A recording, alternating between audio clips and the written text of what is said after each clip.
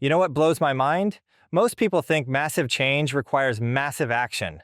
But the British cycling team proved that a 1% improvement in everything, from nutrition to the cleanliness of their truck, led them to dominate the Olympics in just 5 years. That's fascinating. How exactly did such small changes lead to such dramatic results? Well, it all started in 2003 when they hired Dave Brailsford as performance director. Instead of trying to revolutionize everything overnight, he introduced this concept called the aggregation of marginal gains. They looked for tiny 1% improvements in absolutely everything. Hmm. But surely some of those changes must have seemed almost ridiculous at the time? Oh, totally. They did things like testing different massage gels and teaching riders the optimal way to wash their hands to avoid catching colds. They even painted the inside of their truck white just to spot dust that could affect the bikes. And these tiny tweaks actually added up to something significant? That's what's so incredible. By 2008, they dominated the Olympics, winning 60% of the cycling gold medals.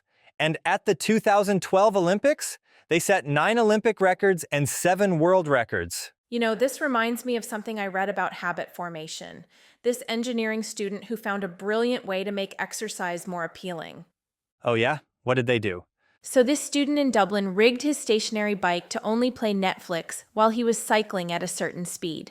It's called temptation bundling, pairing something you need to do with something you want to do. That's brilliant. And it connects perfectly to this fascinating experiment at a hospital cafeteria.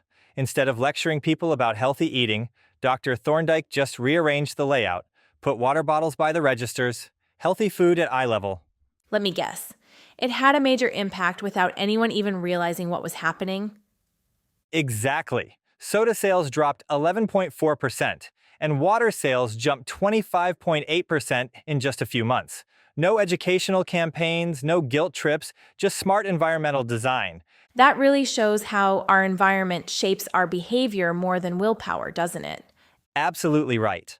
And here's another fascinating example. In Pakistan, they were struggling to increase hand-washing rates in urban slums. Education about germs wasn't working, but you know what did?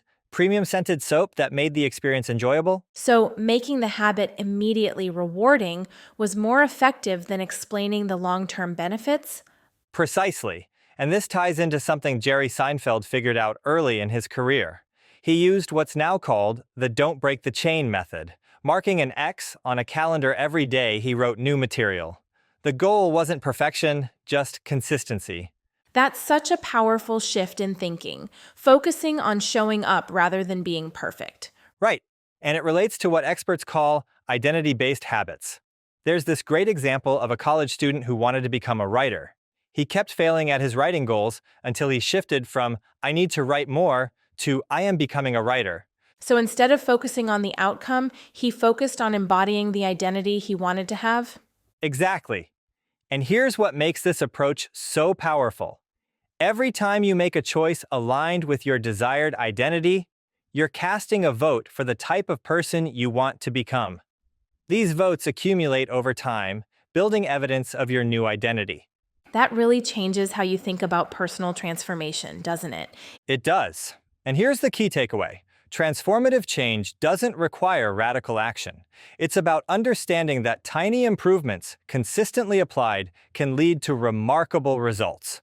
Whether it's the British cycling team's 1% gains or Seinfeld's calendar method, the pattern is the same. Small habits, compound growth, lasting change. So what you're saying is we don't need to overhaul our entire lives overnight. We just need to focus on getting a little bit better each day? Exactly. And remember, these changes don't happen in isolation. They're supported by carefully designed environments, smart habit stacking, and a clear vision of who we want to become. It's about playing the long game and trusting that these atomic habits will compound into something remarkable.